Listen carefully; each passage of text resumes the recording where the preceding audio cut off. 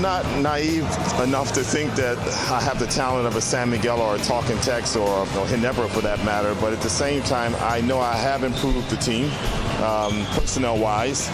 And we were a middle-of-the-pack team last year. We basically ended up as a 500 team, 21-21. So we really want to improve on that. We don't want to be a 21-21 team this year. We don't want to be a 500 team. We want to be a team that can contend for the semifinals every single conference. And if we're able to get that far, then we'll just take it from there.